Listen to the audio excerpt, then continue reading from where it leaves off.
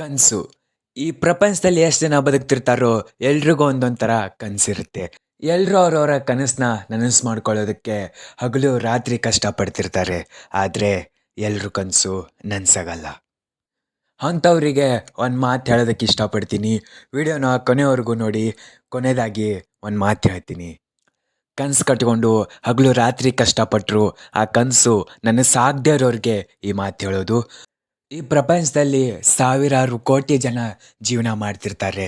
ಹಾಗೆ ಎಷ್ಟೋ ಕೋಟಿಗಟ್ಟಲೆ ಜನ ಕನಸುಗಳನ್ನ ಕಂಡು ಅವ್ರ ಕನಸನ್ನ ನನಸು ಮಾಡೋದಕ್ಕೆ ದಿನ ಹಗಲು ರಾತ್ರಿ ಹೋರಾಡ್ತಿರ್ತಾರೆ, ಕಷ್ಟಪಡ್ತಿರ್ತಾರೆ. ಹಾಗೆ ಇನ್ನು ಎಷ್ಟೋ ಕೋಟ್ಯಾಂತರ ಜನ ಏನೋ ಕನಸು ಕಾಣ್ದೇ ಜೀವನ ಮಾಡ್ತಿರ್ತಾರೆ.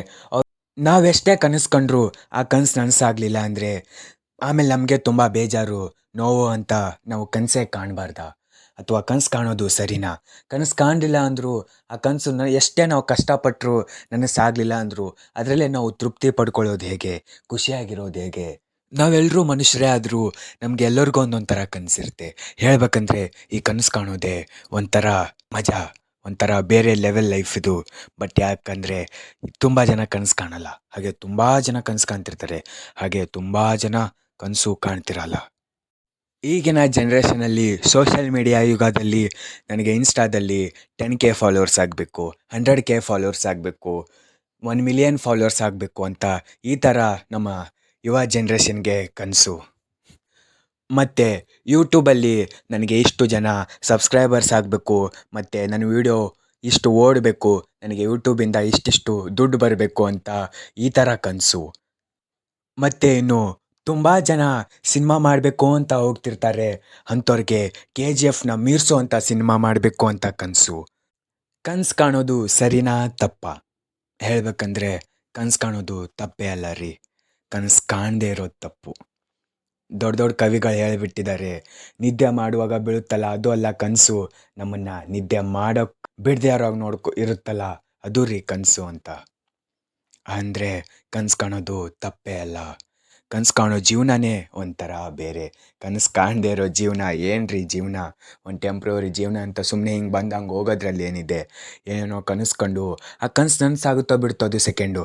ಆದರೆ ನಾವು ಕನಸು ಕಂಡು ಆ ಕನಸನ್ನ ನನಸು ಮಾಡ್ಕೊಳ್ಳೋದಕ್ಕೆ ಪ್ರತಿ ಕ್ಷಣನೂ ಹೋರಾಡ್ತಿರ್ತೀವಿ, ಕನಸು ಕಾಣ್ತಾ ಇರ್ತೀವಿ, ಇಮ್ಯಾಜಿನ್ ಮಾಡ್ತಿರ್ತೀವಿ ನೋಡಿ. ಅದು ಆ ಲೈಫೇ ಒಂಥರ ಬೇರೆ ರೀ. ಮತ್ತು ಕನಸು ಕಂಡ್ರು ನಾವೆಷ್ಟೇ ಕಷ್ಟಪಟ್ಟರು ಅದು ಸ್ವಲ್ಪ ನನಸಾಗಲಿಲ್ಲ ಅಂದರೆ ನಾವು ಹೇಗೆ ಸಮಾಧಾನ ಮಾಡ್ಕೋಬೇಕು ಗೊತ್ತಾ? ಹೇಗೆ ತೃಪ್ತಿ ಆಗಬೇಕು ಗೊತ್ತಾ ಅದರಲ್ಲೇ? ಹೇಗಪ್ಪ ಅಂದರೆ ಹೇಳ್ತೀನಿ ಕೇಳಿ. ಕೋಟ್ಯಾಂತರ ಜನ ಜೀವನ ಮಾಡ್ತಿರ್ತಾರೆ. ಆದರೆ ಎಲ್ಲರೂ ಕನಸು ಕಾಣ್ತಿರಲ್ಲ. ಹಾಗೆ ಎಷ್ಟೋ ಕೋಟ್ಯಾಂತರ ಜನ ಕನಸು ಕಾಣ್ತಿರ್ತಾರೆ. ಅದರಲ್ಲಿ ಸಕ್ಸಸ್ ಆಗೋರು ತುಂಬ ಕಡಿಮೆ ಜನ. ಹಾಗಂತ ಫೇಲ್ಯೂರ್ ಆದವರು ಯಾವತ್ತೂ ಬೇಜಾರು ಪಟ್ಕೋಬಾರ್ದು. ಎಷ್ಟೋ ಜನ ಇದ್ದರೂ ಯಾರು ಕನಸು ಕಾಣ್ದೇ ಈಗ ಬಂದು ಆಗೋಗ್ತಿರ್ತಾರಲ್ಲ, ಅವ್ರಿಗಿನ್ನ ನಾವು ಕನಸು ಕಾಣ್ತಿರ್ತೀವಿ, ಏನೋ ಒಂದು ಮಾಡಬೇಕು ಅಂತ ಅನ್ಕೋತಿರ್ತೀವಲ್ಲ ಅಂತ ಅದರಲ್ಲೇ ಖುಷಿ ಪಡಬೇಕು.